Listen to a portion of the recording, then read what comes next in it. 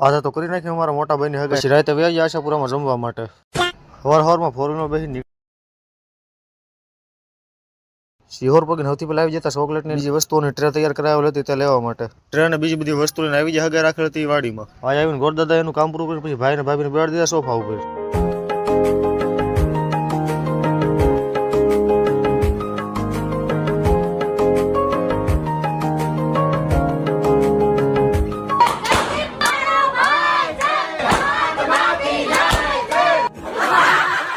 પછી અમે બધા ભાઈઓ મેં પડાવી લીધા એક બે ફોટા.